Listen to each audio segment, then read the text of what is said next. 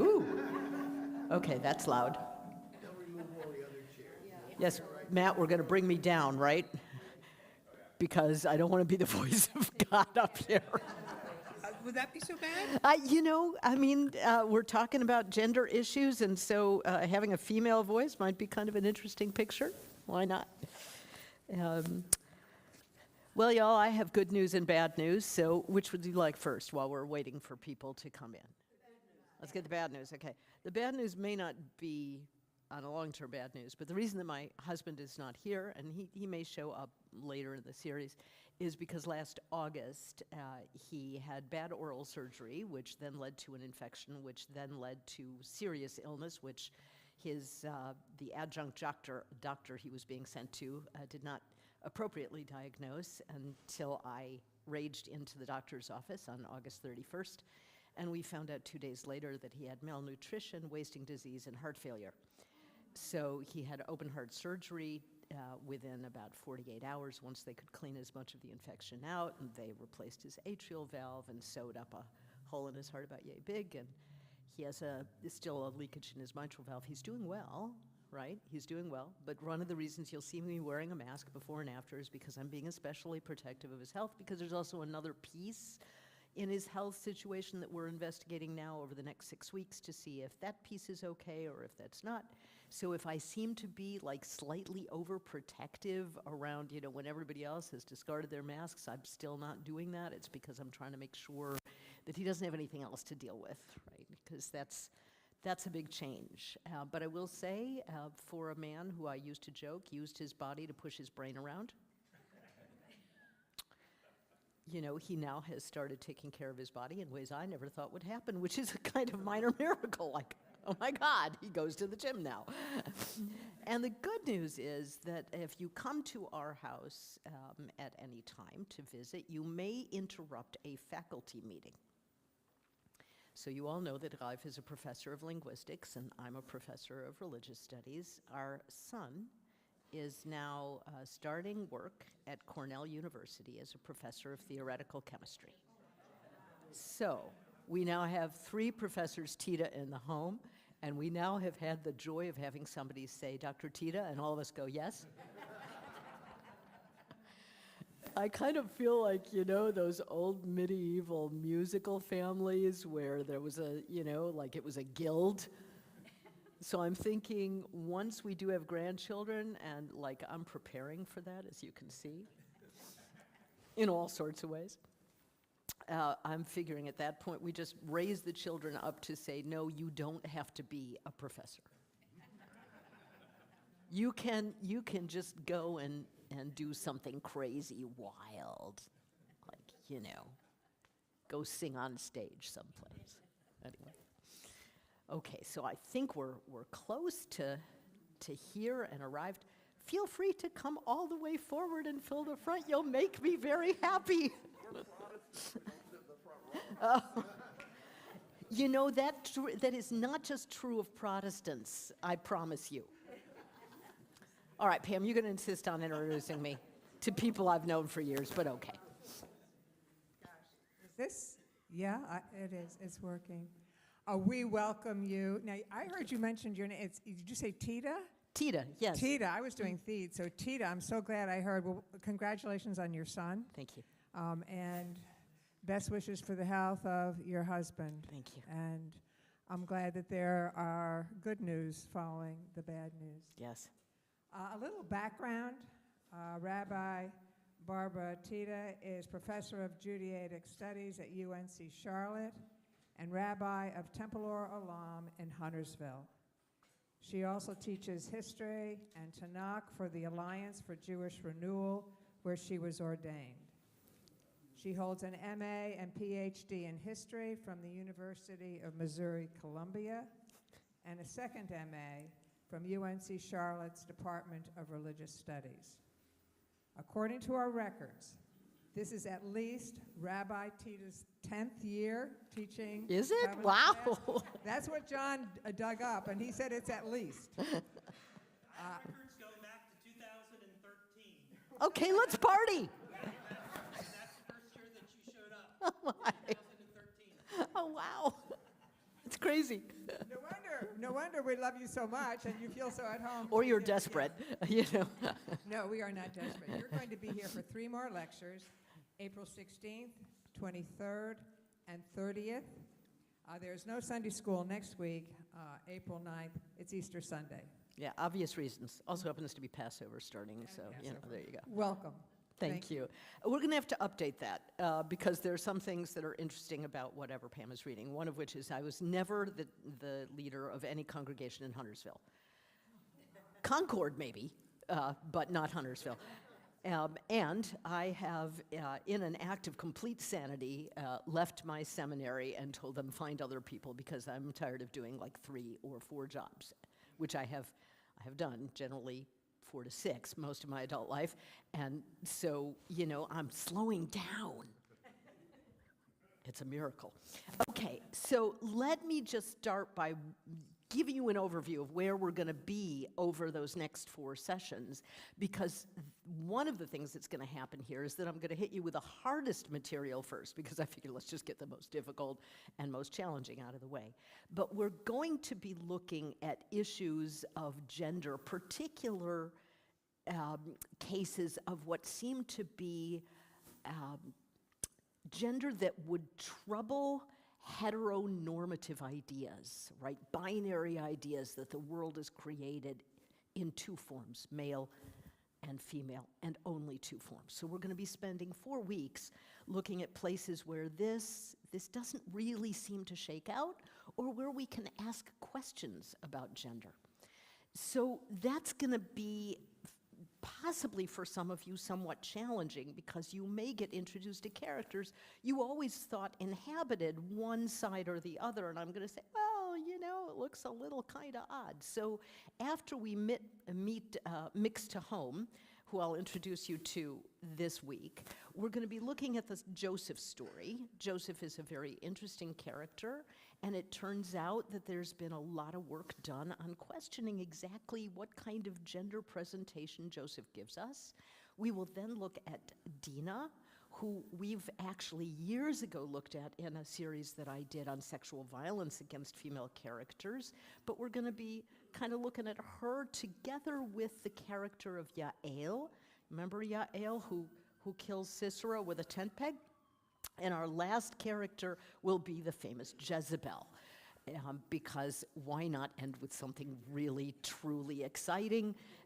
And what history has made of Jezebel is very interesting, given what actually Bible has to say about her. So we're going to start here with Mix to Home. Mix is shorthand for mixter. And I like to give credit where credit is due. So the work that I'm going to present to you is not my own.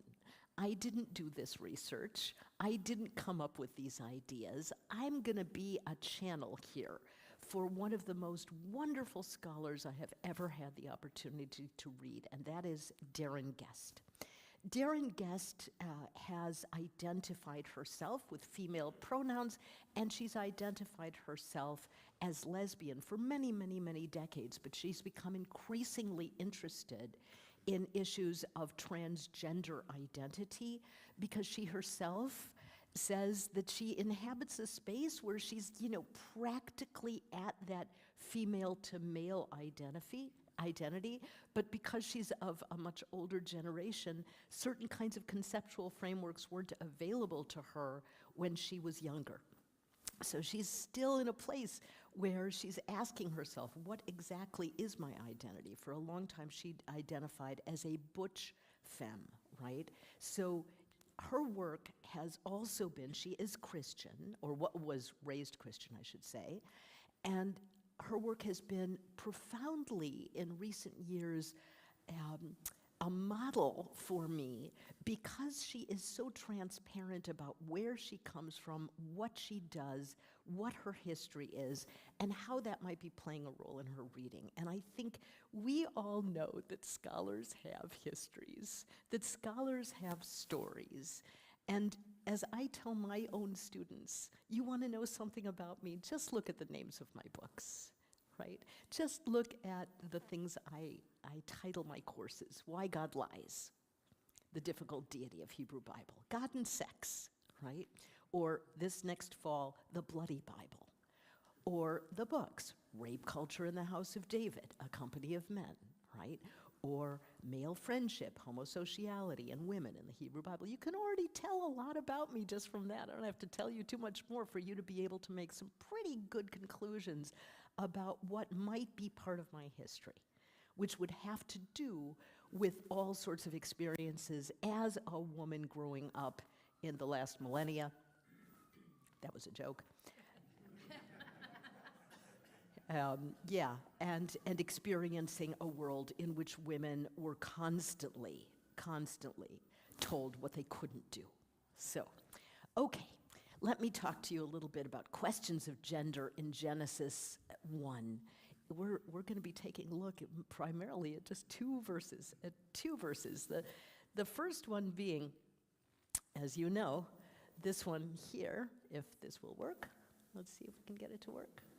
Okay, maybe not. John, it worked for you? There we go. Okay.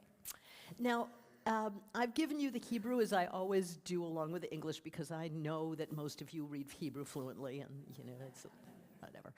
And unfortunately on the screen, the blue doesn't really pop the way it does on my screen, but you'll see some letters in blue there, and I'll explain why. I'll also explain right at the get-go why I am using Elohim in the English and not God. God is a Nordic German word. It doesn't exist in Hebrew. There is no such word. But there is a word, Elohim, that is both a common noun and a proper noun.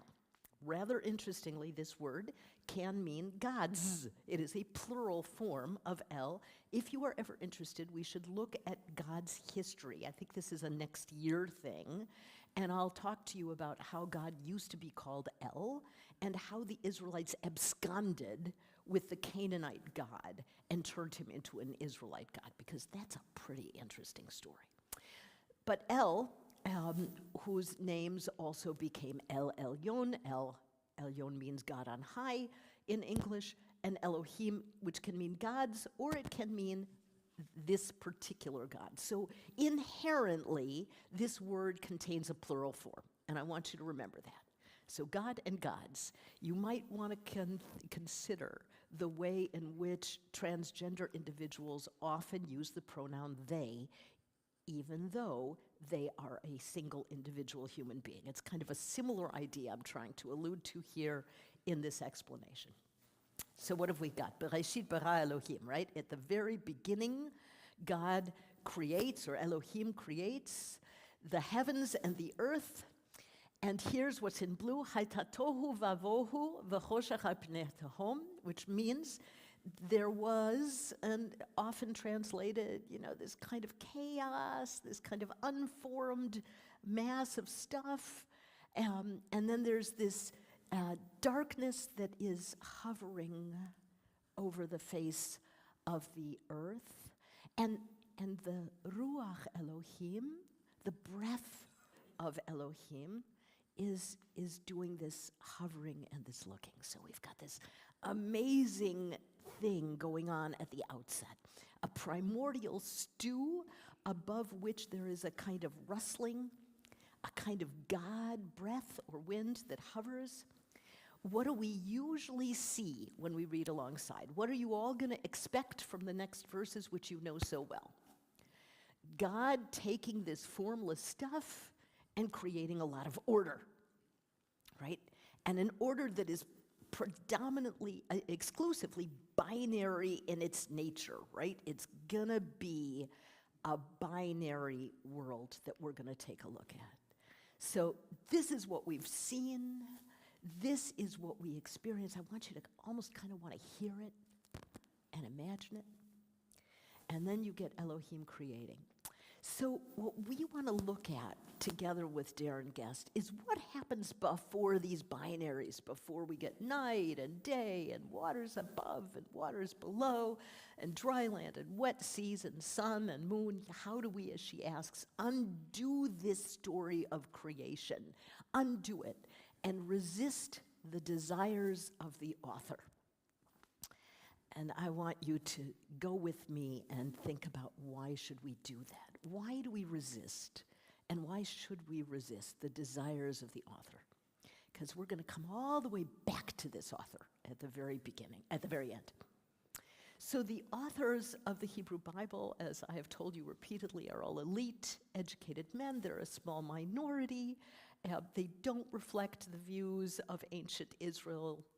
They can't, because they're such a tiny, educated, elite minority. I frequently quote archaeologist William Dever, who says, Bible is basically a minority report, right? He's an archaeologist. He's saying, well, you want the real stuff? It's like actually here, where I'm standing. And like all authors, they have agendas that you can't really afford to ignore. And the reason you can't ignore them is because the agendas that these authors had included things which you and I would reject, right?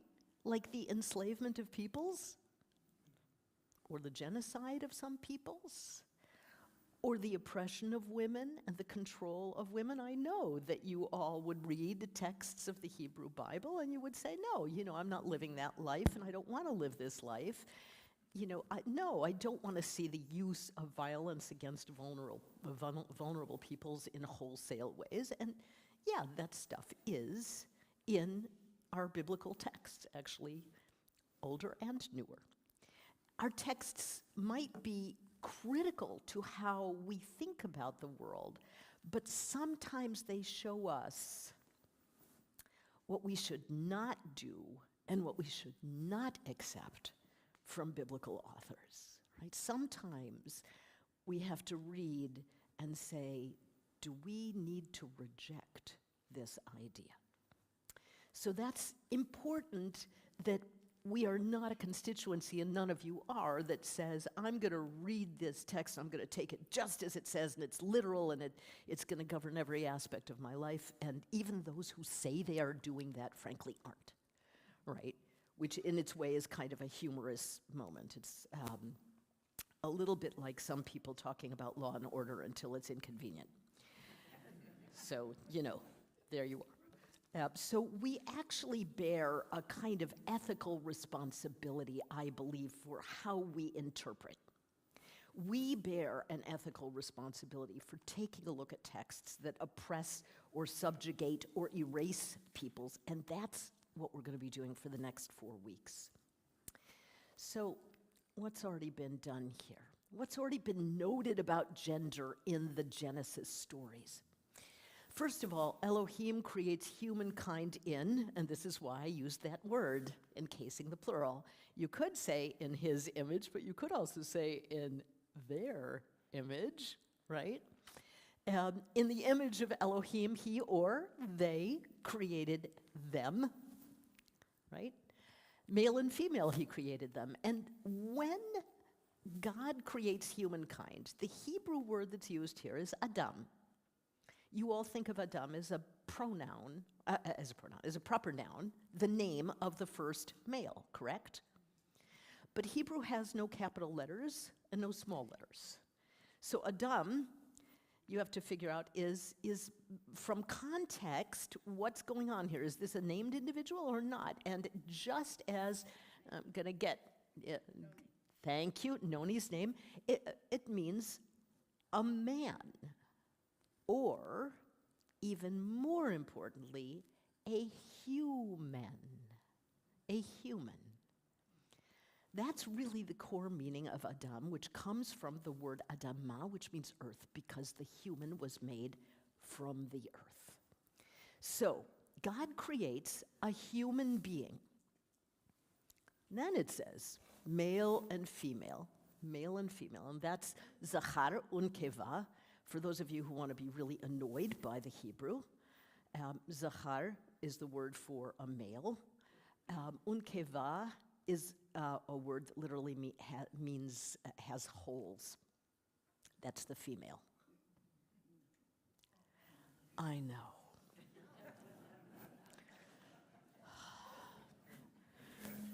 But that's what it says. Okay, so Zachar, this upright thing, and the thing with holes, right? That's what he creates. Male and female, he creates them.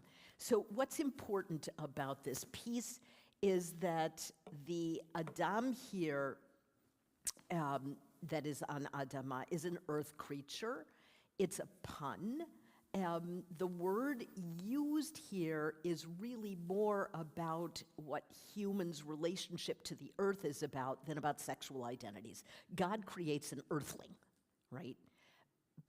And we know also that that first earthling is undifferentiated. And scholars have pointed out that not only in the first Genesis story written by the priestly source is the first human being not clearly differentiated until it's male and female, God created them, but the second one, Phyllis Tribble, also argues, is not differentiated either. It's just an Adam, it's just a human being, and the differentiation happens when God performs surgery and creates Eve, and that's when differentiation comes. So the rabbis and also various LGBTQ plus communities have talked about this first individual. Is this a kind of individual with all genders inside of it, right?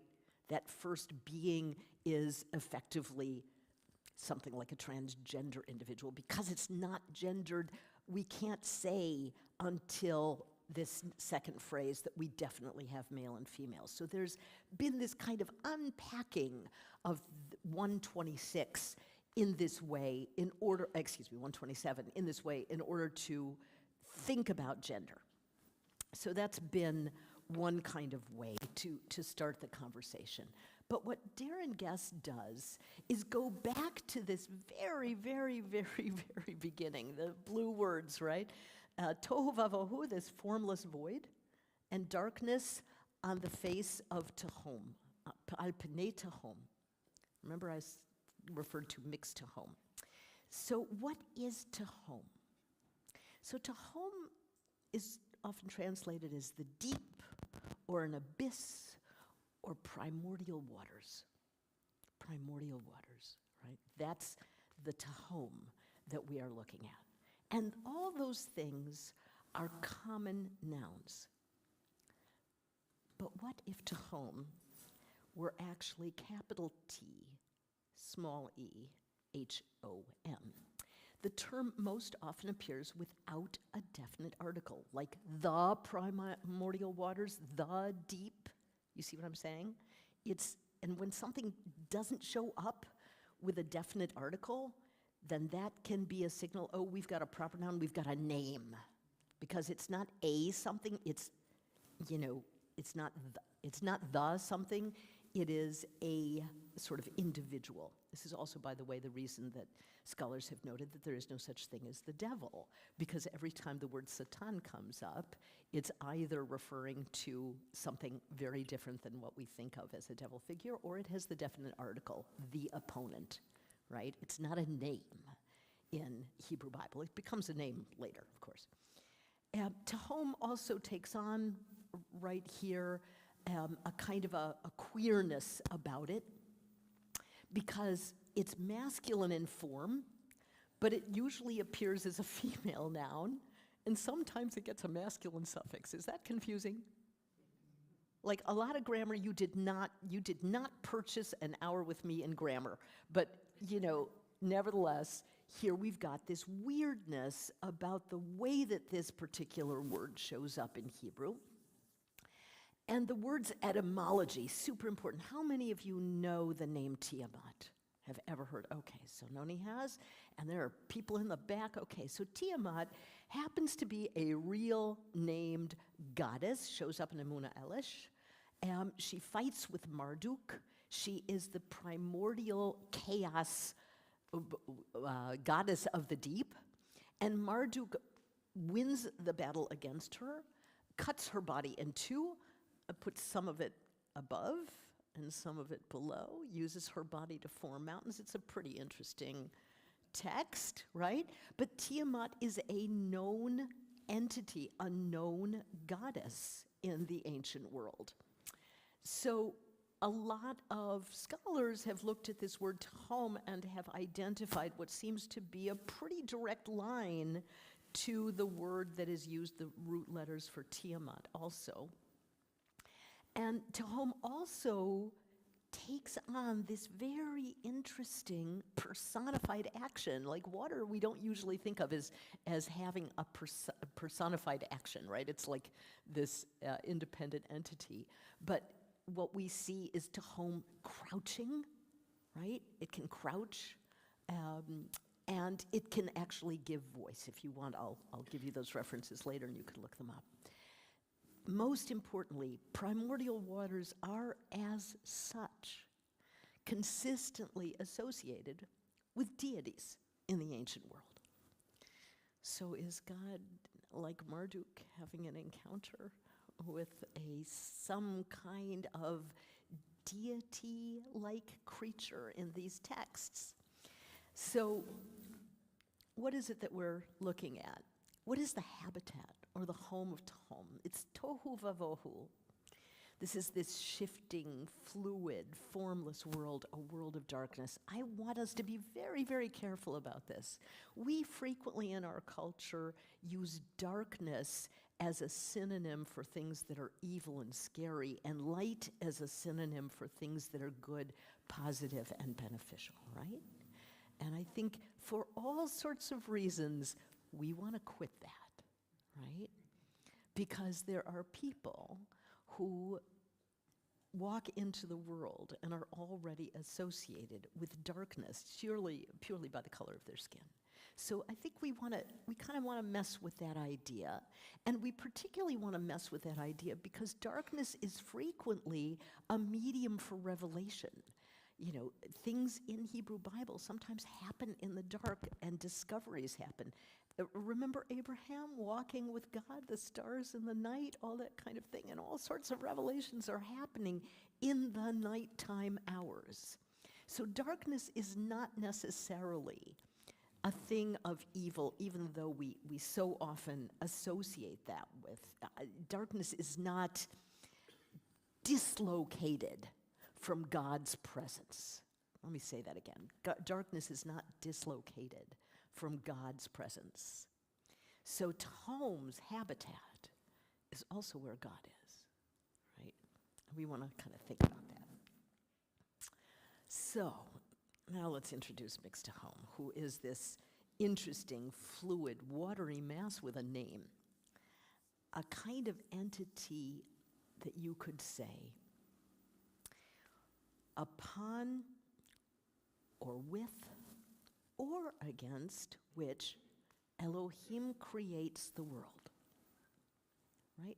In the mix, this other entity is in the story, just floating, moving, existing there.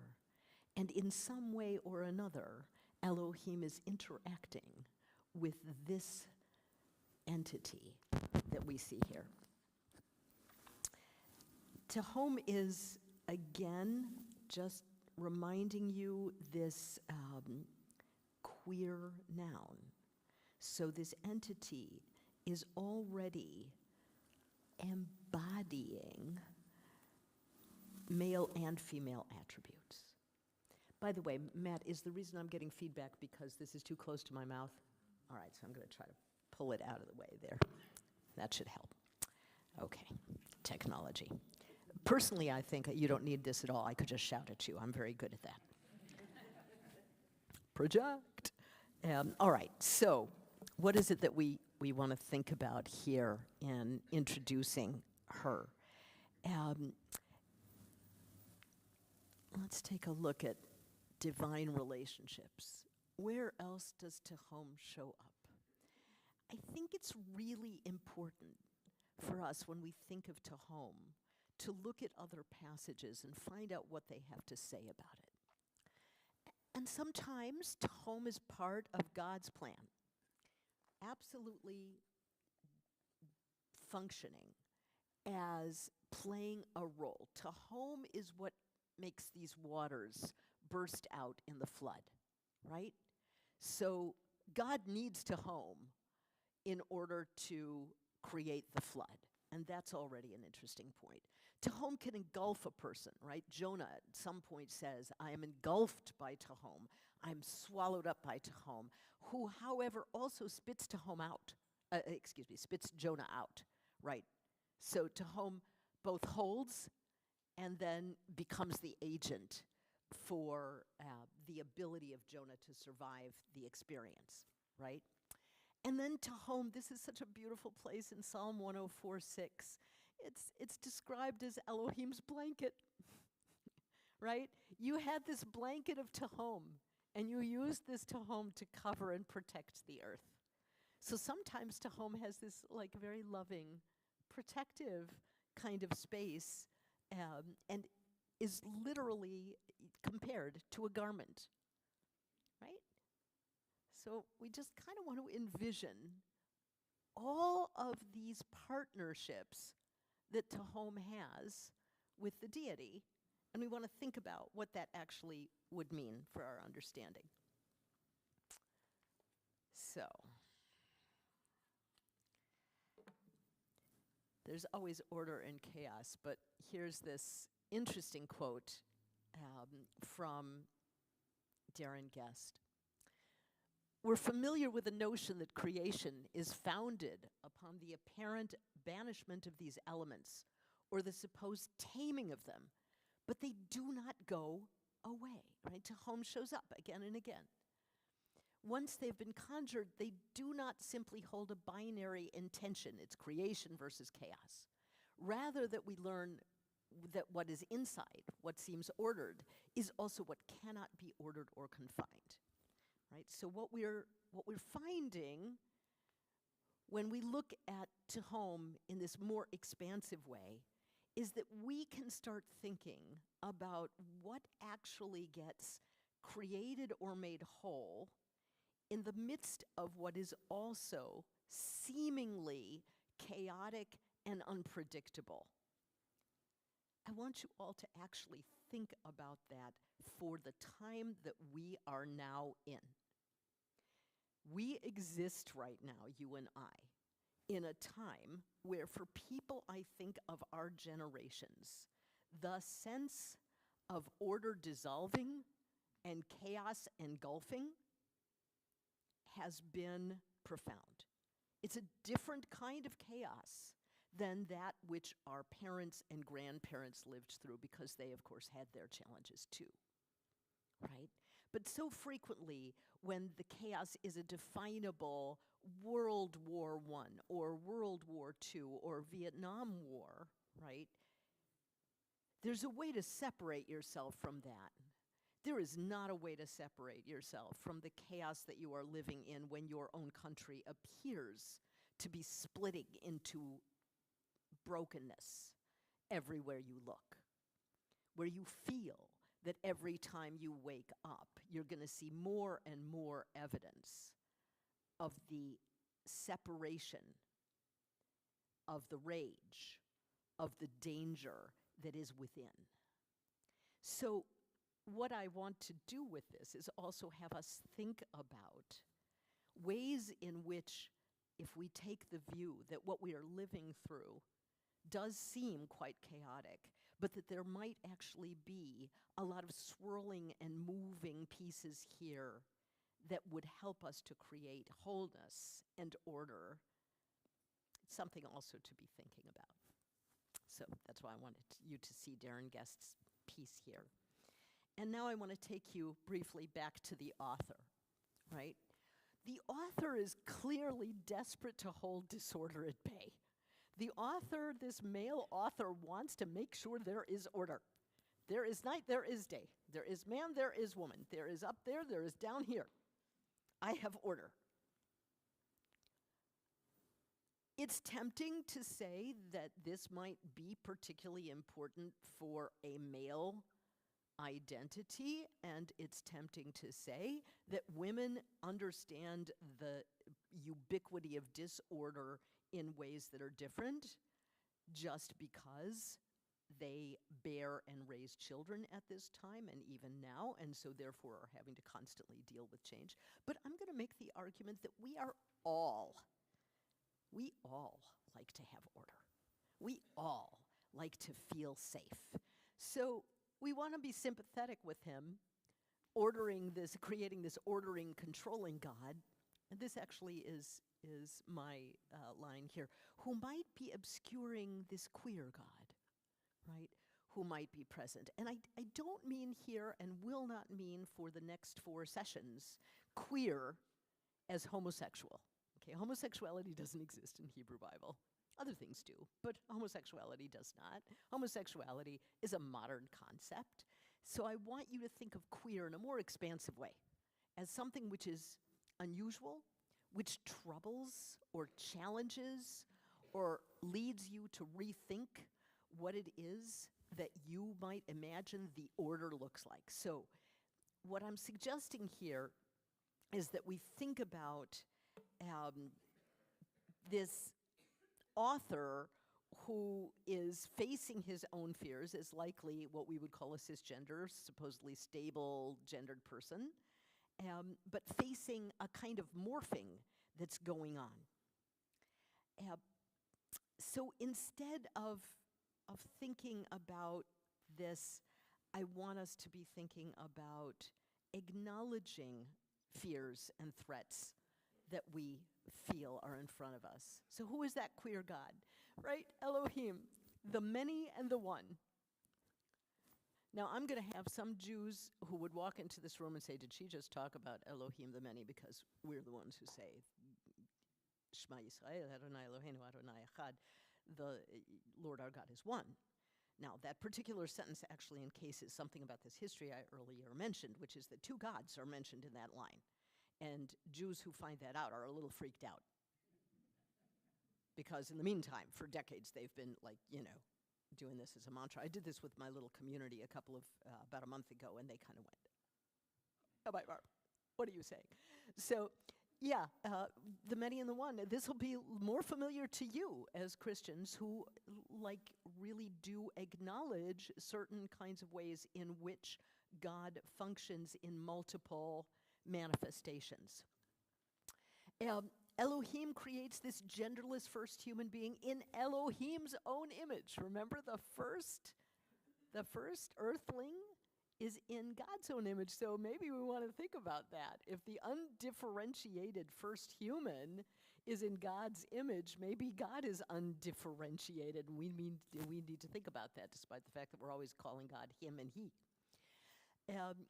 This is the same deity who fights powerful creatures like the Leviathan and the Behemoth, fights them, has incredible battles with them, and yet at the same time will say, let's go for a gamble in the sea and let's play around in the waters with the Leviathan.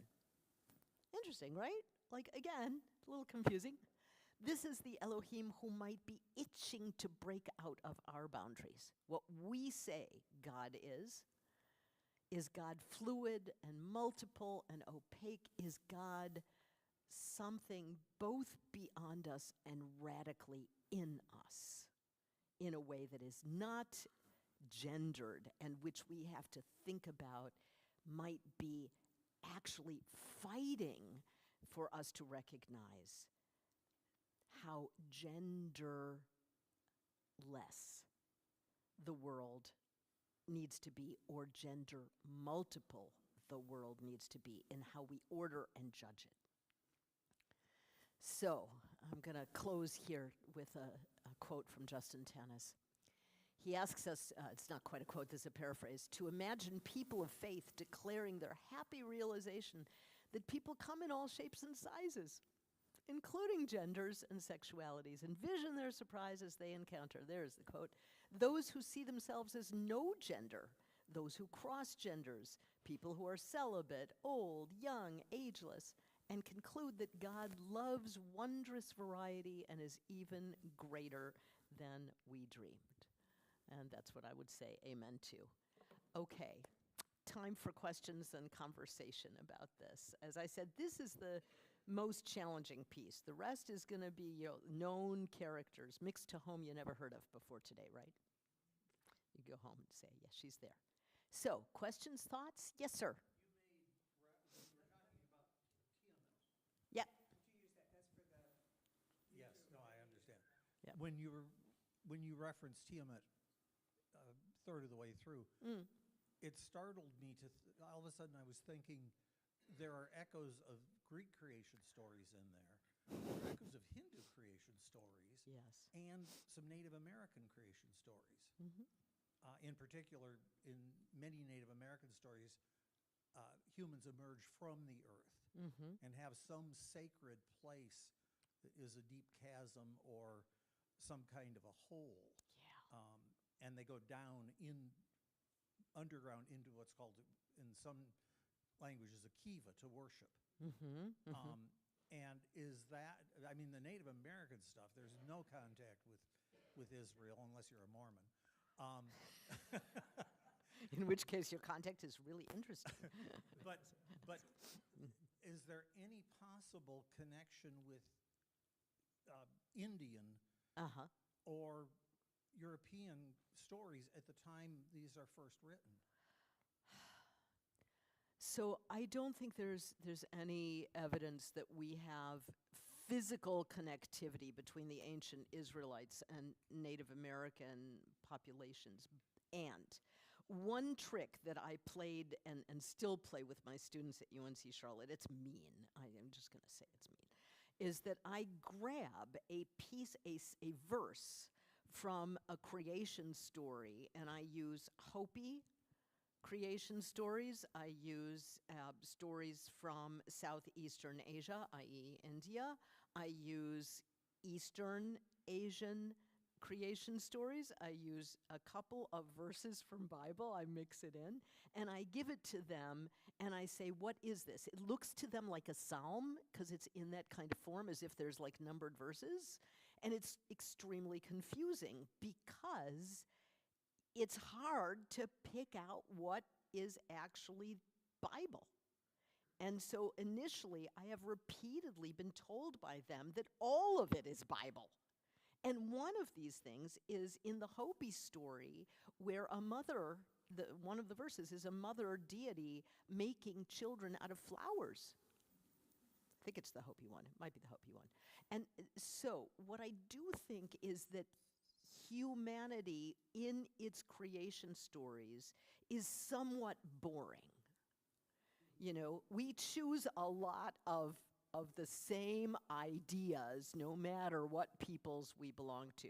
Alone, if you do a comparison of worldwide flood stories, and this goes back to the claim from folk story people that there are like 7 narratives and that's it, that generate every single story. But the same thing is true of Cinderella stories. There are Cinderella stories all over the world, right, in every form.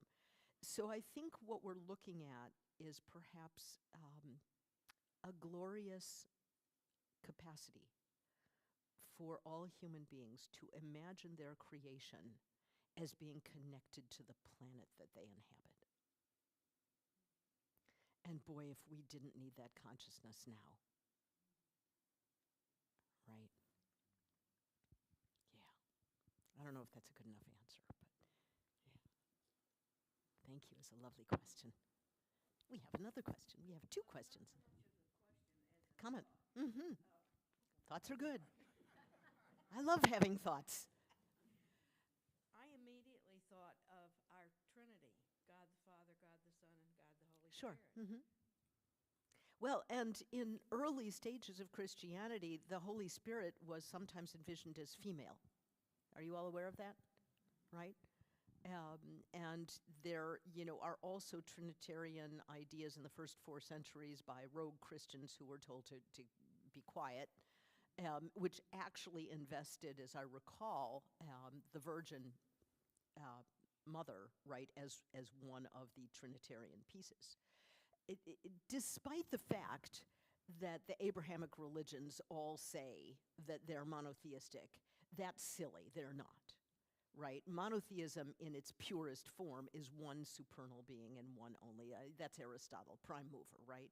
But every one of these other religions, Christianity, Judaism, and Islam, all admit the existence of more than one supernatural entity, whether it's encased in God or it's God and the angels, and all the rest. And as we know in Genesis 1, God talks to other beings. Let us make a human being. Right? That's a plural. Let's do it together. And there's a wonderful, wonderful story about in Midrash about about the deity talking to the angels who are arguing about whether humankind should be created.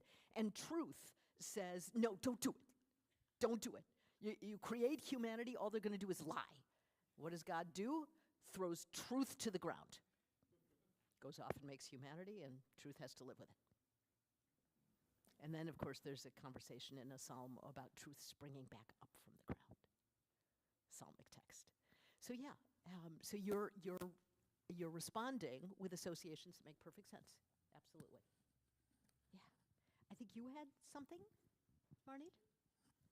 Yep, there it is. Curiosity. Okay. Not a challenge. Oh, Do we know curious. for a fact that Genesis was written by educated male elders?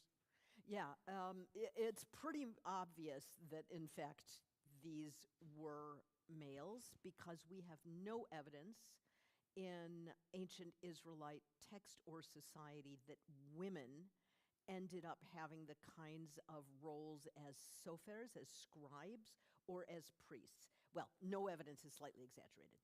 There's some evidence that women served as guards. Isn't that interesting? For the mobile tabernacle. So we do have that. We also do have in other previous cultures clear evidence of women functioning as priests, and Hadwana is one of those. Ancient Sumerian priestess who wrote psalms to her deity. But rather interestingly, as Tivka Freimer-Kinsky, great scholar of this period, has demonstrated, we actually seem to see less and less in the way of positions of religious authority for women as we move towards, frankly, Christianity, which really shuts that down in a big way, at least in its early centuries. It's unfortunate. This doesn't mean that we don't have, by the way, some glimmers of moments where women are in some kind of leadership role as reflected by these stories, but it's pretty minimal. The Shunammite being a great exception, who tells off a prophet. I mean, yay, you know. Yeah, sure. Oh, and I should have added that literacy is a low piece here. We're talking about between 1% and 3% of a population that's likely literate, and those are likely to be military folk and bureaucrats in a royal house rather than the regular population. So, yeah. Okay. I've read that many Indian tribes call themselves what would be translated as the people. They considered themselves to be the first of creation. And That many, who does this? American Indians. American Indians, I see. American Indian Okay. tribes. Uh-huh. When they referred to themselves, Uh-huh. the name that they called themselves was Is the people. people. Okay, uh-huh. And many had creation stories in which they were the first created. Mm-hmm. I think that is also true worldwide, that frequently creation stories of a people is that we are the first people kind of narrative. Yeah, it might be that the Hebrew Bible is in that sense a little bit unusual. It already recognizes the existence of a whole lot of peoples. However, those other peoples, you know, are somewhat suspect in all sorts of ways. They come from, for example, incestuous relationships, like between, you know, Abraham's nephew and his daughters, but we will get into that story some other time. Yeah. Any other comments or thoughts? Oh, we've got one back here and another one there. But a response to this one? Yes? There are several Native American, you know that many Native American tribes demand to be called some other name. Yeah. That's the problem. Their name means human being or first people or something like that. I see. But the name they got called by often was the stinking people to the west, or the smelly ones in the north, or the people who eat snakes over across the river, or something like that. So a lot of the names that we have traditionally used are what their enemies called them. Oh, wow. Not my field, but I'm glad to hear this information because, though I can highly recommend it if any of you want to do this. When we went up to surprise our son after he got the job at Cornell, And we did surprise him quite effectively. He was quite shocked. We went to the new museum in New York on American Indian, Native American history, Native American history, and it's beautiful and moving and heart-rending and upsetting and gorgeous. So I can highly recommend it. Okay, we had a question way in the back. That's why people sit way in the back. I'm content with amen, but I wanted to ask about the concept of naming with proper name in regard to the concept. You're talking about the natural environment, and what does it mean to name the animals, and what does it mean for humans to take dominion over their responsibilities in creation? And would you just comment on that? I think Wow, that's a big question. That's a whole nother hour. Well, I first want to say that rather interestingly, there are in Hebrew Bible places where various natural features of the earth are given a name. So there is a prince in Hebrew Bible, Prince Yam, and Yam means sea, Prince Sea. And this Yam, this prince, is also an ancient Near Eastern deity who shows up in Canaanite stories as well, that the sea is, this is going to sound Greek to some of you, right? The sea becomes actually deified as and personified. That's not quite what you asked, so I will get to this question here. So Adam gets allowed this, if you follow Phyllis Tribble, the undifferentiated human before Eve is created, gets the right to name all the animals. I will say that there's a funny aspect to this before I get back to the serious question you're asking, and that is that the introduction of Adam doing this, and you may have heard me mention this already before, is when God is saying, oh, it's not good for Adam, this, undifferentiated being, to be alone. So what does God do? Brings all these animals and says, let's figure out if we can find a fitting helper for you here, and parades them all from porcupine to lion in front of Adam, and amazingly, Adam discovers that none of them is really going to work. And the rabbis have a lot of humorous moments about this. I always ask my students, why does the deity not understand Adam's plumbing? Right? Because Adam together with the sheep, with the lion, you got to think about that. But Adam is given either undifferentiated or male, depending on how we see this character at this point, this charge to name animals.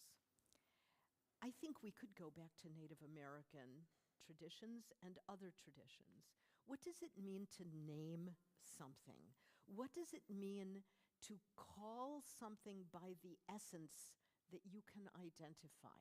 And what then do you say, not only about the thing that you are naming, but about your relationship to it, if you see what I'm saying? So in a very expansive way, when we name, when we have dominion, and we can talk about what the Hebrew word is there, like what's actually being given in the world, is the process something we should understand as top-down, we're going to figure it out? Or is our process and our obligation, the God-given process and obligation, to be able to look at not only each other as human beings and to try and figure out what is the essence of the being before me, but what is the essence of the things that surround me and the creatures that depend on an interwoven understanding of who we are. We are, after all, going to end up pushing up the daisies. We will all be recycled. We are all part of everything else in this and on this earth. And we will never get away from that. What is the job? Our task is to somehow see what it is that brings us closer. And I will give you a primary example of where this happens, The Children of Time, a novel which my son said, Mom, you got to read this. Now, oh, I see a nodding head, so at least one person has looked at this. I'm on the second one, the Children of Ruin. The Children of Time is about an experiment gone wrong, where a scientist wants to recreate humanity with this wild experiment using a virus and monkeys and putting them together, and they're going to somehow attain eventually human status. And in the end, this virus lands in the bodies of spiders on an unknown world. And the spiders become sentient, intelligent, amazing creatures. And the story of these spiders, like for those of you who are like, ick, spiders? I am ick, spiders? I got to really loving these spiders. Oh my God. It just like gave me a sense of how am I operating even in my world with things that otherwise cause me an ick, right? So go read that if you want an answer to this question. I highly recommend The Children of Time. It's a beautiful answer. Okay, what else have we got? I don't know how much time we have, maybe another few minutes.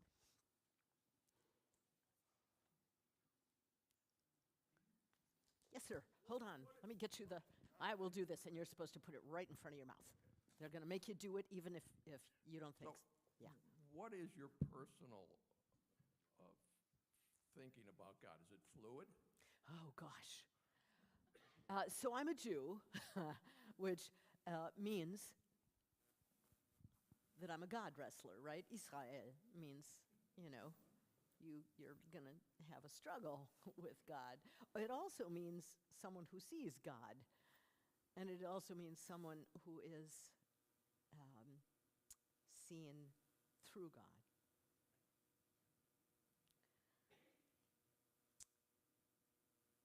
Some years back, a student of mine, who I hadn't heard from for a bit, but who contacted me now and again after graduation, contacted me. This was 6 years ago. And she came from rural North Carolina, from the poorest of the poor. I've seen where she grew up, and I've seen the houses she grew up in, and it was desperately, desperately poor. And she made her way through college unpredictably. Nobody expected this outcome for Sarah. She was 23 when she called me. She called me from Houston. She'd been diagnosed with 4th stage colon cancer. She was exactly the age of my son. And over the next 9 months, while she lived, every morning I'd wake up and struggle with a prayer, a Jewish prayer that we say first thing in the morning, Moda Ani, thank you God for giving me life again, for, all of this.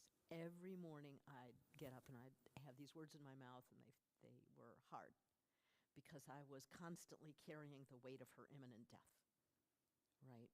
I knew she was dying. For a long time she didn't, then she did.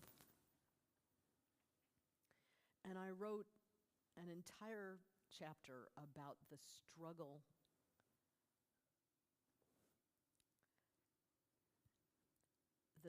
of never, ever feeling that even my momentary clarity and certainty would last. Because it is this constant, fluid life that we live. And we live this life with challenges of every kind, and also of kinds that we cannot predict or expect. Where is God in this? I don't always know. I will tell you that in the days before, the last days before we figured out what was going on with my husband, and there's about 4 or 5 days where I would wake up in the morning every night between 1 and 2 in the morning while he was in the hospital, and I was screaming in my head. I was screaming over and over at the doctors who had not heard him and they needed me to go in and say, you need to see him and you need to understand something is wrong, right? I was screaming at the person who did the oral surgery on him, you know, who was a brutal experience. I don't know whether that person is responsible for what happened, right? Like, you can't say that. But I was screaming every single night. The night before his surgery, after I met with the surgeon, and I remember saying to the surgeon, look, you know, it's my heart you're operating on tomorrow, right? I woke up at 1 in the morning, and I was not screaming. I was not screaming. And instead, there was peace and quiet. And alone in our room, I knew he was going to be all right. Where is God in all this? I don't know. But the next morning, when he was being prepped for surgery, I kept saying to him over and over, Es wird gut gehen, Ralf. Es wird gut gehen. It's going to go well. That's his native language, right? Yes. We love you because of your honesty and your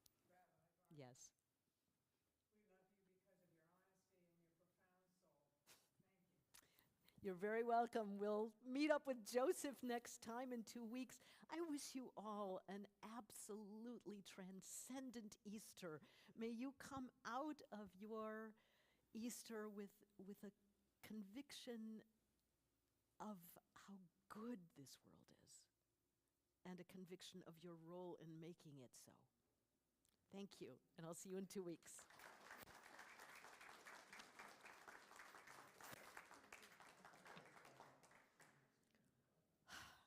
My students ask me that question too sometimes. Can you put on your rabbi hat?